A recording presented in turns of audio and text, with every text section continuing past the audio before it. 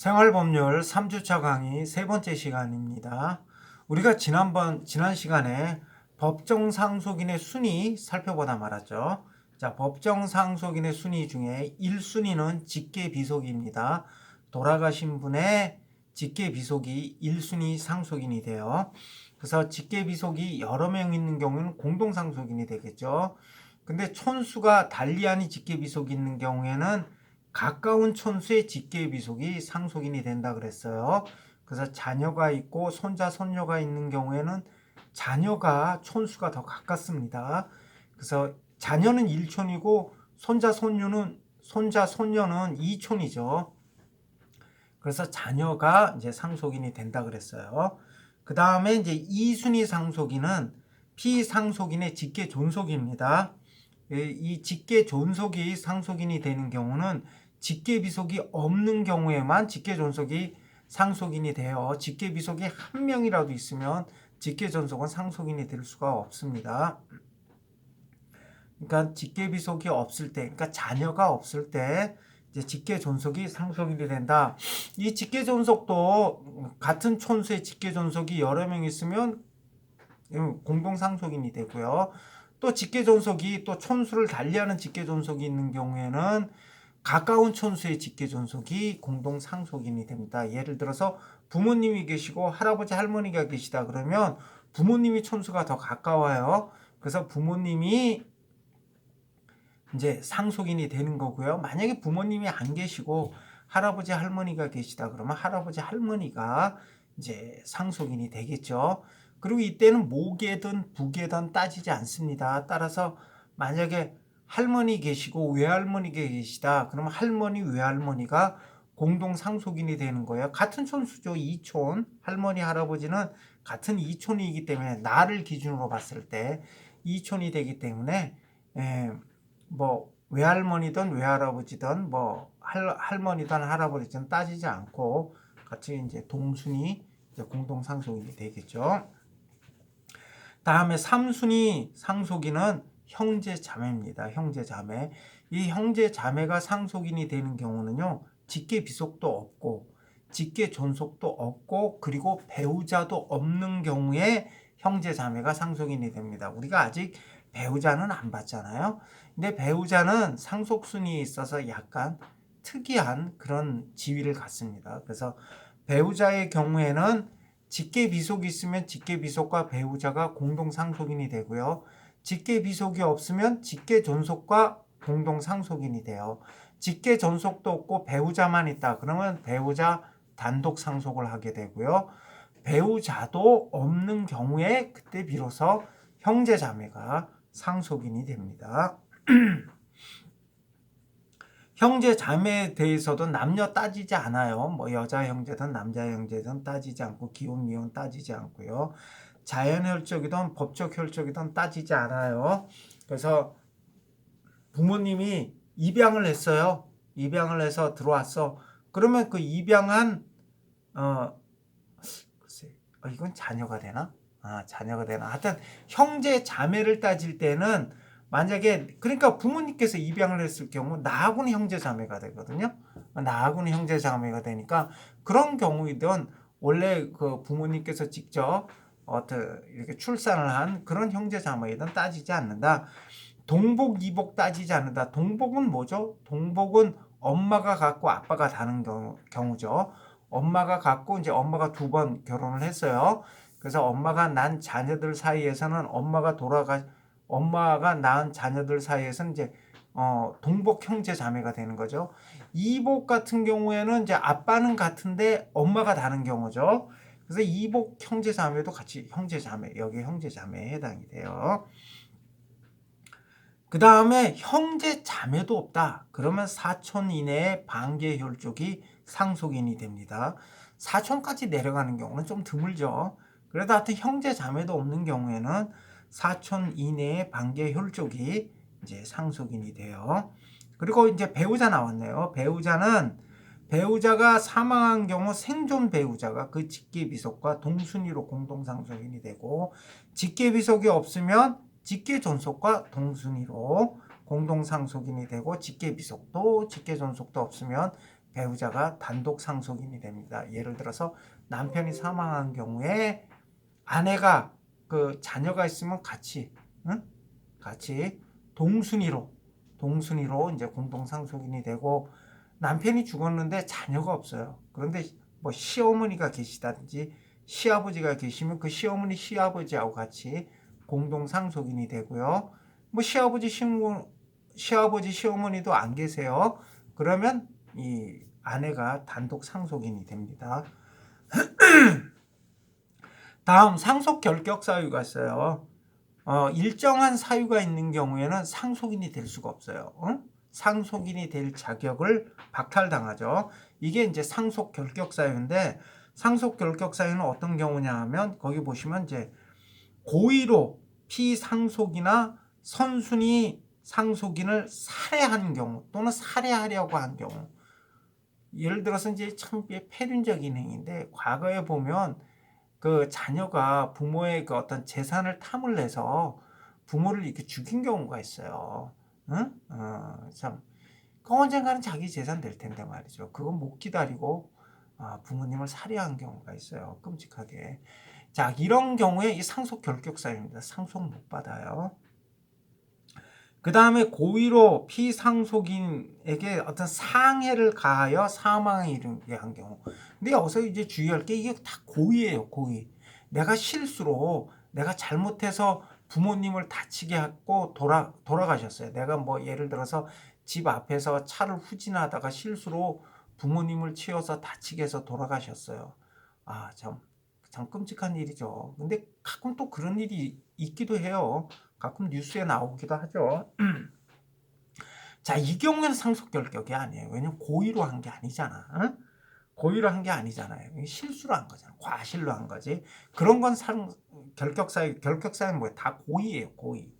그 다음에 사기 또는 강박으로 유언을 하게 하거나 유언의 철회를 방해한 경우 사기 또는 강박으로 어떤 유언을 하게 한 경우 뭐 이런 경우는 상속 결격이고요.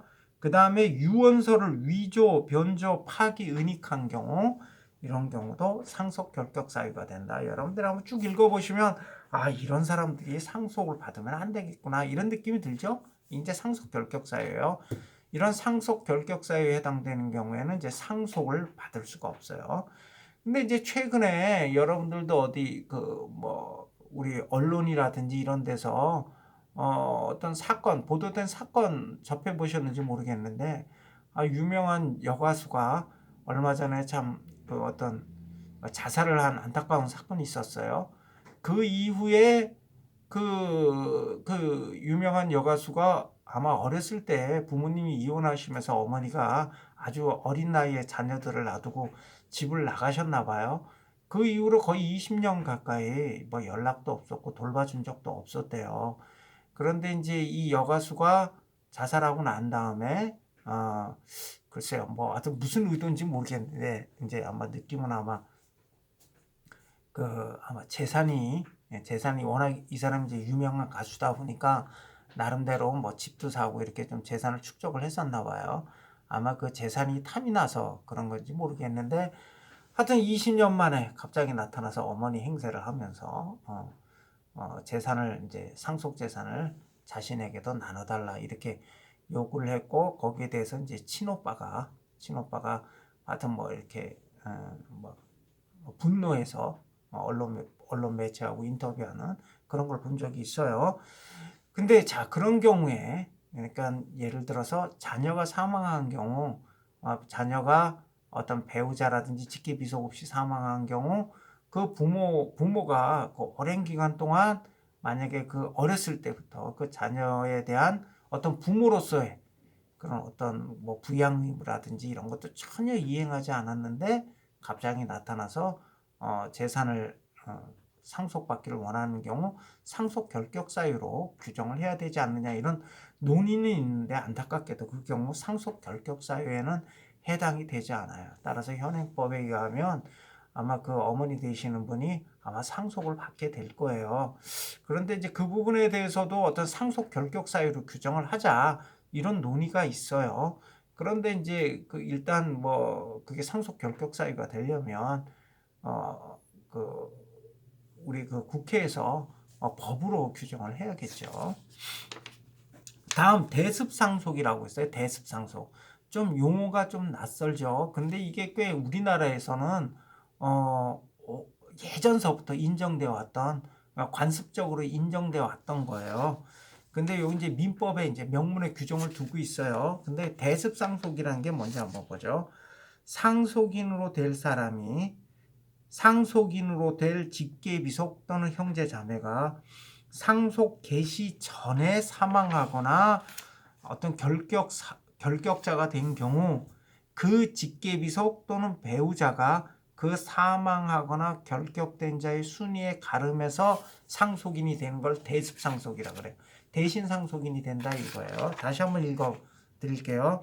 상속인이 될 사람이 상속 개시 전에 사망하거나 상속 결격자가 된 경우 그 사망하거나 결격된 사람의 직계비속 또는 배우자가 사망하거나 결격된 사람의 순위에 가름해서 상속인이 되는 거, 이게 대습상속이에요. 이게 이제 원래 우리 예전에 고려로부터 인정되어 왔던 관습적으로 인정되었던 대습상속이라는 거는 원래 전형적인 게 이런 거예요. 예를 들어 할아버지가 계세요. 할아버지가 계신데 아버지가 하여튼 몸이 안 좋으셔서 일찍 돌아가셨어. 근데 그 아버지한테 뭐 자녀 하나에다 며느리가 있어요. 아내가. 자, 이 경우에 할아버지가 나중에 돌아가셨어요. 응? 자, 할아버지가 나중에 돌아가셨으면 할아버지 재산은 아버지한테 상속이 안 되죠. 왜냐하면 그 전에 돌아가셨으니까. 그런데 이거 보면 이제 어린 손자가 있고 며느리가 있단 말이죠. 그리고 예전에는 여자들이 어떻게 경제활동하기가 쉽지 않았잖아요. 그럼 안타깝잖아. 그러면 참 아들이 살아 있었으면 아들이 그 재산을 상속받아서 뭐 자기 자녀나 처에게 이렇게 줬을 텐데. 그래서 이런 경우에 그러니까 할아버지 입장에서는 이제 돌아가신 분 입장에서는 손자 며느리가 되겠죠. 이 손자 며느리가 이미 먼저 죽은 아들의 가름에서 할아버지의 재산을 상속받는 거예요. 그러니까 아버지가 먼저 돌아가시고 할아버지가 나중에 돌아가셨어요. 만약에 아버지가 먼저 돌아가시지 않았다면 할아버지 재산을 상속받았겠죠. 그죠? 근데 아버지가 먼저 돌아가셨어. 그러니까 상속을 못 받잖아. 자, 이 경우에 그 돌아가신 분의 자녀나 배우자가 대신해서 상속받는 거예요. 이걸 대습상속이라고 해요. 대습상속. 응? 이걸 대습상속이라고 그래요. 응? 자, 40쪽 한번 보죠. 40쪽. 자, 법정 상속분 보시죠. 동순위 상속인의 상속분은 균분 상속주의를 원칙으로 한다. 이 동순위 공동 상속인 사이에서는요, 상속분의 차이가 없어요. 똑같아요. 균일해요. 장남도 상속분에는 아무런 차이가 없다. 과거에는 장남은 차남보다 좀 많이 받았어요. 지금은 그런 구별 없어요. 이거 옛날 거야, 옛날 거. 출가한 딸이라 하더라도 다른 상속인의 상속분과 아무런 차이도 없다.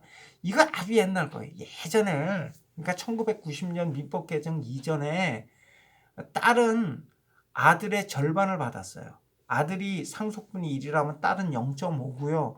시집간 딸은 0.25였어요. 4분의 1을 받았어요. 아들 몫에. 장남은 1.5를 받았어요. 근데 이제 지금은 이거 다 폐지됐죠. 그냥 참고로 들어두세요. 다음에 피상속인의 배우자의 상속분은 직계비속 상속분의 5화를 가산하고 직계존속과 공동으로 상속하는 때에는 직계존속의 상속분의 5화를 가산한다. 그러니까 배우자의 경우에는 배우자의 상속분은 그러니까 배우자 같은 경우에는 직계비속이 있으면 직계비속과 공동상속인이 되고 직계비속이 없으면 직계존속과 공동상속인이 된다고 했잖아요. 이때 직계비속, 직계존속보다 공동상속인인 직계비속, 직계존속보다 50%를 더 받아요. 그러니까 직계비속, 직계존속이 1이라면 배우자는 1.5예요. 1.5. 요건 잘 숙지해 두세요. 다음 대습상속인의 상속분은 피대습상속인의 상속분에 의한다. 이 대습상속이란 뭐예요? 대신 상속받는 거잖아. 원래 아버지가 살아계셨으면 아버지가 상속을 받아야 되는데 아버지가 그 전에 돌아가셨어. 그래서 그 자녀와 배우자가 대신해서 상속받는 거야. 이때 이 상속분은 누구를 기준으로 산정을 해요? 아버지. 그러니까 할아버지 재산을 지금 아버지가 상속받는 것처럼 해서 상속받는 것을 나하고 엄마가 대신 상속받는 거잖아요. 그러니까 대습 상속인의 상속분은 누구를 기준으로 판단해? 피대습 상속인, 돌아가신 분, 이미 그 전에 돌아가신 분, 그분이 살아서 상속을 받았다면 상속받을 그 상속분만큼을 대신 상속받는 거라고요. 다음에 특별수익제도 한번 보자. 특별수익제도 보기 전에 특별수익제도 보기 전에 대습 상속이 있는 경우에 상속분 한번 살펴보죠. 내가 이 상속분 산정 자료를 그 어디더라? 우리 그 하이클래스 강의 자료실에 내가 올려놨어요. 상속분 산정 자료 이렇게 된 거, 이렇게 된 거. 상속분 산정 자료를 내가 하이클래스 그 강의 자료실에 올려놨으니까 거기서 이렇게 출력을 해서 이 강의 들을 때 꼭 같이 지참해서 들어주세요. 죄송합니다. 자, 상속분 산정 자료 중에 사례 1번 한번 보세요. 사례 1번 한번 보시면, 자, 돌아가신 분 피상속인의 그 사망 당시 상속재산 가액이 1억 4천만 원이고요. 이 피상속인에게는 처 Y, 그 다음에 자녀로서 A, B 두 명이 있었어요. 근데 큰아들 A가 먼저 사망을 했어요. 그래서 큰아들 A가 상속 개시 전에 사망하였고, 큰아들 A에게는 처 갑과 자녀 을이 있는 경우에요. 이때 상속분을 어떻게 계산을 하느냐. 자, 이런 경우에, 자, 아까 뭐라 그랬어요? 대습 상속인의 상속분은 뭘 기준으로 한다? 피대습 상속인의 상속분을 기준으로 한다. 따라서 이 처 갑과 자 을의 상속분은 누구를 기준으로 계산해요? A가 만약에 살아서 상속받았으면 상속받았을 재산, 상속분을 기준으로 계산을 하는 거예요. 이게 그 얘기예요. 자, Y, 그 다음에 자녀 A, B가 있죠. 만약에 A에게 자녀라든지 자녀 갑과 배우자 을이 없다면 어떻게 될까요? 그럼 여기 상속분 계산에서 이 사람은 빠지는 거예요. 죽었잖아. 그런데 여기서 왜 A를 집어넣고 그 상속분 계산을 하냐 하면 결혼을 해서 자녀를 뒀기 때문에 그래요. 그래서 대습 상속이 문제되기 때문에 이미 사망한 사람이지만 상속분 계산할 때 포함을 시키는 거예요. 그럼 처 Y, 자녀로서 이미 사망한 A와 B 이렇게 두 명이 있어요. 그러면 상속분이 어떻게 되죠? 1.5, 1이 되죠. 그럼 요거를 이제 분수로 표시하면 7분의 3, 7분의 2, 7분의 2 이렇게 되는 거예요. 이거는 제가 설명 안 해도 알죠. 이건 산수예요. 산수. 수학도 아니고 산수예요. 자, 그러면 처 Y의 상속분을 한번 계산을 해보면요. 자, 상속재산 가액이 1억 4천만 원 곱하기 7분의 3이니까 6천만 원. 처 Y의 상속분은 6천만 원이네요. 그 다음에 자녀 A, B의 상속분은 7분의 2씩이니까 각각 4천만 원이에요. 그래서 Y 6천만 원, B 4천만 원이고요. 그 다음에 그 전에 이미 사망한 피대습 상속인인 A의 상속분 4천만 원에 대해서는 그 자녀인 을과 그 처인 갑이 상속을 받게 되겠죠. 그럼 이때 갑과 을이 이제 4천만 원을 상속받게 되는데요. 대습상속이죠. 대습상속. 이때 갑의 그 상속 지분이 1.5죠. 아까 배우자는 50% 가산한다 그랬잖아. 그 다음에 을은 1이고요. 그럼 요거는 분수로 표시하면 5분의 3, 5분의 2가 되죠. 그래서 갑의 경우에는 2,400만 원, 을의 경우에는 1,600만 원을 상속받게 돼요. 따라서 사례 1번의 경우 답은 처 Y는 6천만 원, 자 B는 4천만 원, 갑은 2,400만 원, 을은 1,600만 원이 되는 거예요. 이해되시죠? 네. 한번 천천히 한번 봐보세요. 아마 이해 안 되고 어려울 게 없어요. 예. 다음 특별수익제도 한번 보자. 특별수익제도. 여기 보면 사례 2번 있죠. 사례 2번이 특별수익제도와 관련된 거예요. 자, 특별수익제도. 공동상속인 중에 피상속인으로부터 재산의 증여라든지 유증을 받은 사람이 있는 경우에 그 증여 또는 유증을 어떤 상속재산을 미리 받은 것으로 보고 상속분 산정해서 이를 참작하는 제도가 특별수익이에요. 특별수익제도예요. 그러니까 공동상속인 중에 돌아가신 분이 생전에 증여를 해줬어요. 아니면 돌아가시면서 유언으로 증여를 했어. 자, 이런 경우에도 이러한 사정을 고려해서 어떤 상속분을 정하는 것이 그게 공평하잖아요. 그죠? 근데 이제 특별 수익이 문제되는 경우는 이 공동 상속인에게 증여 또는 유증을 한 경우예요. 공동 상속인이 아닌 제3자에 대해서 증여하거나 유증한 경우에는 그때는 특별 수익이 문제되지 않아요. 요거는 공동 상속인, 예를 들어서 뭐 아버님이 돌아가시면서 아니면 아버님이 살아생전에 큰아들을 이뻐해서 큰아들한테 재산을 많이 증여를 해줬어요. 자, 이런 경우 아버님이 돌아가셨을 때 상속 재산을 계산을 할 때 살아생전에 큰아들에게 증여한 부분까지 포함시켜서 계산하는 게 그게 공평하죠. 공평하지 않아요? 그게 공평하다는 거예요. 그런 차원에서 인정된 게 이제 특별수익제도죠. 자, 그러면 어떤 게 여기 특별수익에 해당되는지 한번 보죠. 증여. 대가 없이 재산권을 이전하는 게 증여라 그랬잖아요. 증여 같은 경우는 당연히 특별수익에 해당이 되겠죠. 그 다음에 생명보험금. 그러니까 아버님이 생명보험에 들으셨어요. 그래서 뭐 사망하면 뭐 그 생명보험금 뭐 1억이 지급된다. 이런 사망 시 생명보험금 1억이 지급되는 생명보험에 드셨어. 그래서 돌아가셔서 그럼 돌아가시면 생명보험금이 나오잖아요. 근데 우리가 이제 나중에 보험 부분에 대해서 우리가 공부를 할 텐데 이 생명보험 같은 경우는 보험 수익자라는 개념이 있어요. 보험 수익자. 보험 수익자가 뭐냐면 생명보험금을 받는 사람이에요. 나중에 보험사고가 발생했을 때 생명보험의 보험사고는 사망하는 거죠. 자, 이렇게 사망할 경우에 그 보험금을 수령하는 사람을 보험 수익자라 그래요. 보험 수익자.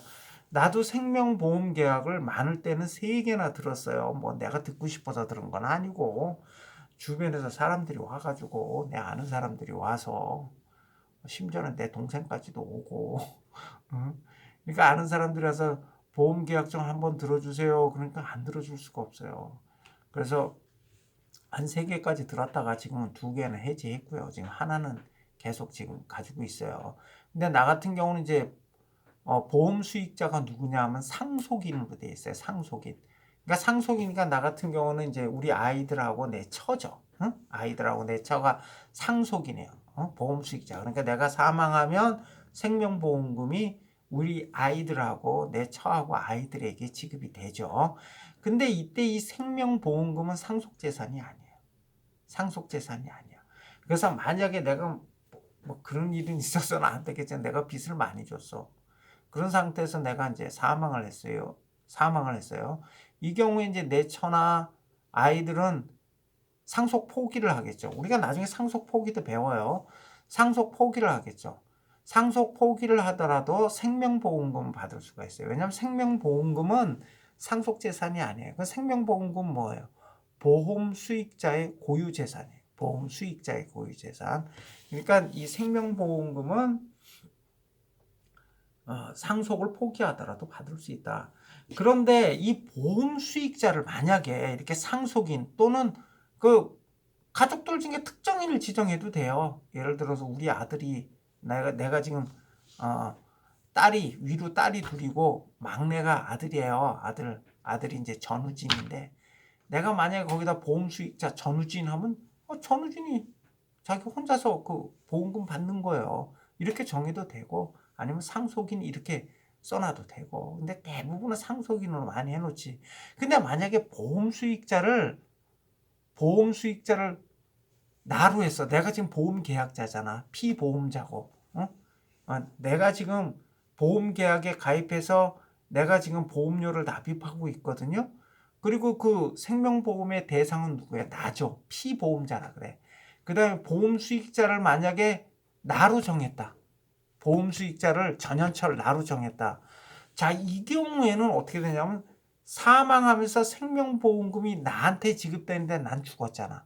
그러니까 어떻게 돼? 그때는 상속재산이 되는 거예요. 그러니까 만약에 보험 수익자가 상속인이나 아니면 상속인 중에 어떤 특정 사람으로 해놨으면 그거는 뭐라고? 보험 수익자의 고유 재산이고 상속 재산이 아니에요. 그런데 만약에 보험 수익자를 피상속인으로 해놨어. 나로 해놨어. 나로. 그런 경우에는 이게 어떻게 돼? 상속 재산이 되는 거야. 상속 재산. 그리고 상속 재산이 되니까 이때는 뭐 특별 수익이고 뭐고 따질 필요는 없어요. 상속 지분대로 나눠 갖게 되니까. 응?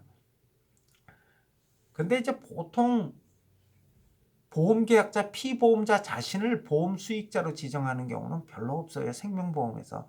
대부분은 일반적으로는 상속인 아니면 상속인 중에 특정인을 보험 수익자로 지정하는 경우가 많죠.